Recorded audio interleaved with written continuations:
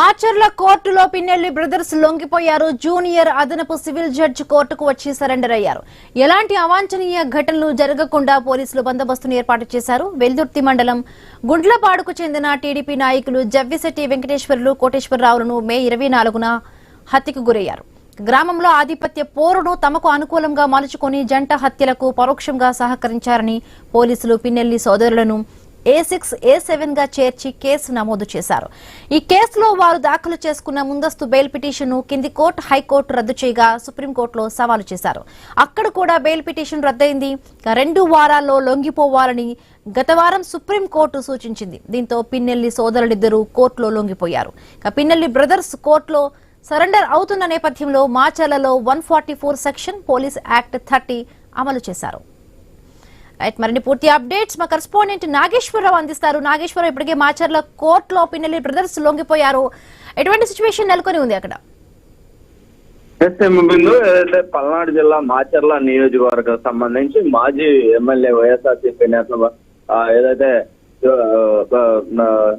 మాజీ ఎమ్మెల్యే అయిన పిన్నెల రామకృష్ణారెడ్డి, అతని సోదరుడు వెంకటరామరెడ్డి అయితే ఈ రోజు మాచర్ల జూనియర్ సివిల్ కోర్టులో అయితే లొంగిపోయిన పరిస్థితి అయితే ఉంది. అయితే అక్కడ టీడీపీ నేతలకు సంబంధించిన జంట హత్యల కేసులో అయితే వీళ్ళకి ఏక కోర్టులో లొంగిపోయిన పరిస్థితి అయితే ఉంది. ఏదైతే ఈ గతంలో చూసుకుంటే ఈ కేసుపై అయితే కేసు నమోదు అవగా ఈ మాజీ ఎమ్మెల్యేపై A6 గా ఉన్నా, అలాగే వాళ్ళ బ్రదర్ రామకృష్ణారెడ్డి A7 లో ఉన్నారు. దీనికి సంబంధించి వీళ్ళు ఈ యొక్క కేసుతో బెయిల్ మీద బయటకు వచ్చి ఉండటం జరిగింది. ఈ బెయిల్ మీద బయటకు రావడంతో ఏదైతే ఏపీ ప్రభుత్వం దీనికి సంబంధించి సుప్రీంకోర్టులో పిటిషన్ దాఖలు చేసింది.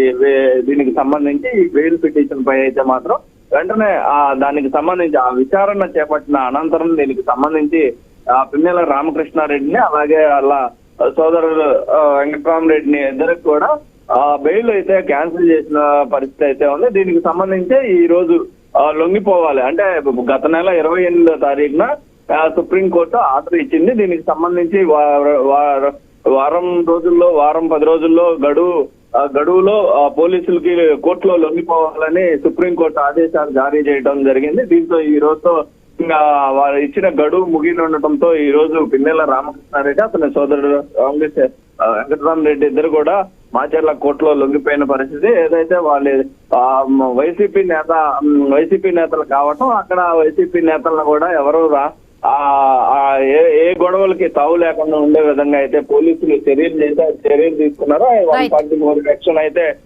మాచర్లలో అమల్లో ఉంది. దీంతో పాటు ప్రస్తుతానికి అయితే మాచర్ల కోర్టులో అయితే పిన్నెల రామకృష్ణారెడ్డి వారి సోదరుడు అయితే కోర్టులో లొంగిపోయిన పరిస్థితి అయితే ఉంది. Right, thank you Nageswara Rao, thanks for the updates.